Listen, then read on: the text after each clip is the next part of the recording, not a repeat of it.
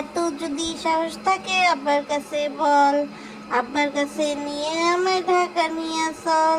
তোর আব্বারে দেখলে পরে পরান লাগে ডরে, হাঁটুর গাড়ি থারথারাইয়া কাঁপে পরে পরে। আসসালামু আলাইকুম দর্শক, সবাই কেমন আছেন? আবার চলে আসলাম আজকে নতুন আরেকটা ভিডিও নিয়ে। আজকে ভিডিও দেওয়ার উদ্দেশ্য দর্শক একটাই, যে আপনারা কিন্তু ঠিকঠাক মতো সাপোর্ট দর্শক আমাদেরকে করছেন না। আমরা সবসময় চেষ্টা করছি নিত্য নতুন খবর আপনাদের সামনে প্রকৃত চিত্র তুলে ধরার জন্য, কিন্তু আপনারা যদি ধৈর্য ধরে আমাদের সাথে না থাকেন দর্শক, তাহলে কিন্তু কোনোভাবেই এই পথে আগানো সম্ভব না। তো যাই হোক দর্শক, এখন চলেন আর দেরি না করে আমরা আজকের ভিডিওটা শুরু করি। দর্শক, প্রথমে গানটা আজকে ডেডিকেট করেছি শারমিন আর রাজের উদ্দেশ্যে। শারমিন হবে বধূ, রাজ হবে স্বামী, খোদার পরে রাজকেই বড় বলে জানি। শারমিনের দ্বিতীয় বিবাহ। শারমিন কিন্তু এখন অনেক সাবধান, এই জন্য শারমিন প্রত্যেকটা স্টেপ অনেক ভেবে চিন্তে নিচ্ছে। সে তাড়াহুড়ো করছে না তার বিয়ের ব্যাপারে একদমই। সেখানে মুরব্বিয়ানা শাড়ি থেকে শুরু করে তার নিজের শাড়ি বলেন, লেহেঙ্গা বলেন, সব কিছু ইভেন মাথার ক্লিপ থেকে শুরু করে পায়ের জুতো, ব্যাগ, সব কিছুই হচ্ছে শারমিন কিনতেছে। এবং তার একটা পছন্দ হচ্ছে, তারপরে সে আবার রাজকে বলছে, রাজের একটা পছন্দ হচ্ছে, এরপর মিউচুয়ালি যেটা ভালো লাগছে সেটাই তারা কিনে নিচ্ছে।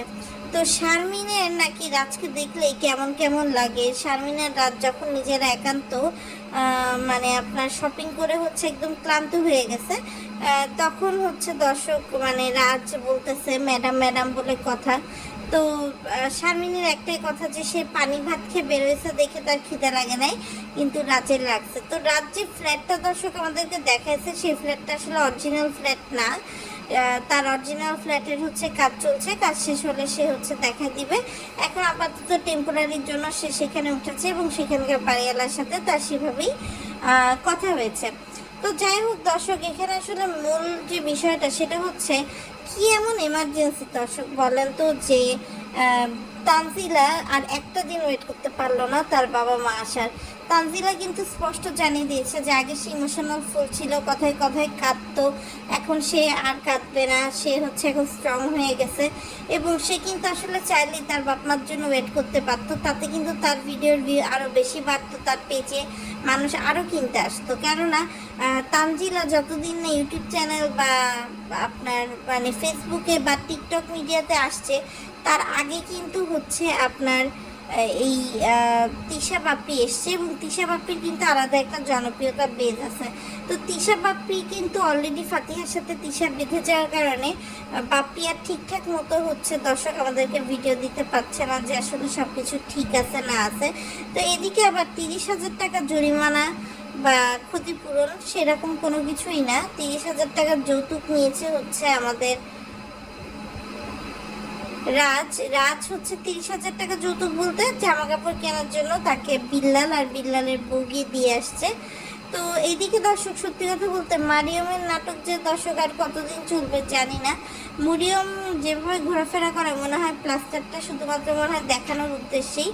তো যাই হোক দর্শক, আমার যেটা মনে হয় যে 2 দিন পরে টিকটক যখন দেখবো আমরা, তখন আসলে আমাদের এই ভ্রমটা ভাঙবে যে আসলে সত্যি সেদিন হচ্ছে তার আসলে আপনার ব্যান্ডেজ করার দরকার ছিল নাকি ছিল না। আর তানজিলা শোরুমকে নিয়ে দর্শক কি বলবো, পরিশ্রম করছে, পরিশ্রমের সফলতা হয়তো বা সে পাবে। তো আগে দেখেন সাকিব ছিল হচ্ছে কুরিয়ার দোকানে বসতো, এখন সাকিব কিন্তু হয়ে গেছে হচ্ছে তানজিলার বিজনেসের একেবারে হর্তাকর্তা যেটাকে বলে, সেই হর্তাকর্তা। এখন কিন্তু 2 দিন পর থেকে দেখবেন যে হচ্ছে আপনার এদের পা কিন্তু মাটিতে পড়বে না, হ্যাঁ, এরা কিন্তু আকাশে আকাশে উড়াই দেবে। তো এদিকে দর্শক দেখলাম যে মিমরা যে উদ্দেশ্যে গেছিলো সেটা হয়ে যাওয়ার পর সকালবেলা আসার আগে বাবু তার বোনের বিয়ের খাম তানজিলাকে দিচ্ছে। তো তানজিলা তখন বলছে যে আপনার জামাই যদি থাকতো ভালো হতো।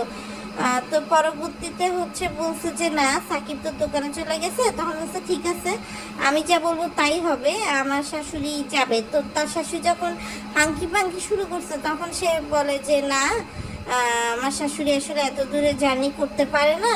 তো তার আগে মানে তানজিলা সত্যি কথা দর্শক যে অ্যাটিটিউডটা মেনটেন করতেছিল তাতে বোঝা যাচ্ছিল যে হচ্ছে আপনার এরকম কোনো নির্দেশনা তারা পাইছে এবং সেই নির্দেশনা অনুসারে হয়তোবা তারা আগাচ্ছে দর্শক।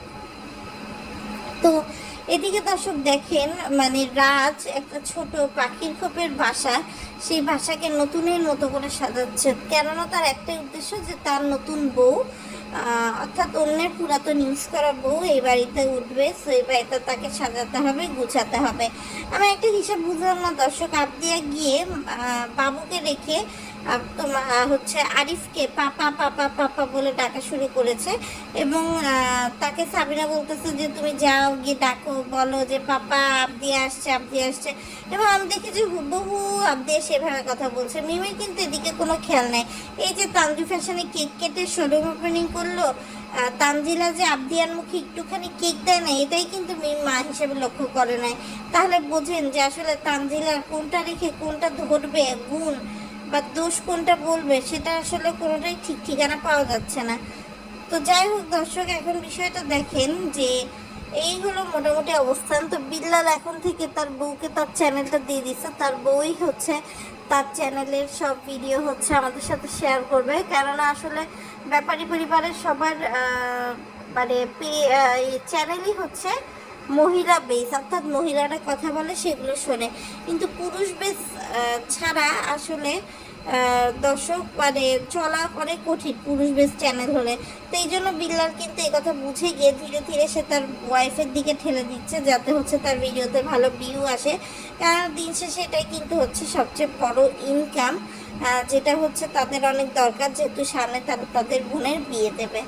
তো দর্শক, এখন দেখার বিষয় যে যেহেতু আগামীকাল সকালে আবার আপনার তিশা চলে আসবে, সো মিম কিন্তু ঢাকায় ব্যাক করবে। সে এখন যদিও সাবিনার বাড়ি গেছে, এরপরে কিন্তু সে ঢাকায় ব্যাক করে ফেলবে এবং এরপরে দেখবেন যে এই তিশা তার বোন, ননদ, ভাবি সবার জন্য যে গিফট আছে সেগুলোরই আবার পদ্মার চরে যাবে, তারপরে আবার ঢাকাতে থাকবে কিছুদিন মিমের বাড়ি, এরপর আবার ঈশ্বরদী যাবে, পাবনা যাবে। মানে তাদের যে বড়লোকি দেখানো সেটা তো দেখাতে হবে দর্শক, এবং সেটা দেখাতে হলেও কিন্তু তারা এরকম ঘুরে বেড়াবে। আর এদিকে আমি দেখলাম যে তানজিলা শোরুম ওপেনিং নিয়ে আসলে তিশা একটা ক্যাপশন দিছে, কিন্তু ভিডিওর মাঝখানে কিছু বলেনি। অন্যথায় আবার দেখলাম যে হচ্ছে আপনার তানজিলার এই শোরুম ওপেনিং নিয়ে বাপ্পির সাথে কথা বলছে এবং বাপ্পির কাছে সে হচ্ছে খুঁজছে যে আসলে তার আম্মু কোথায়, যদিও সে তার আম্মুর দেখা পায়নি। তো দর্শক, এই হলো মোটামুটি অবস্থান। আসলে মিম আর বাবুকে কিন্তু বেশি দিন কুষ্টিয়াতেও রাখে নাই, কারণ এরা যেখানে যায় কলঙ্ক একটা রটায়।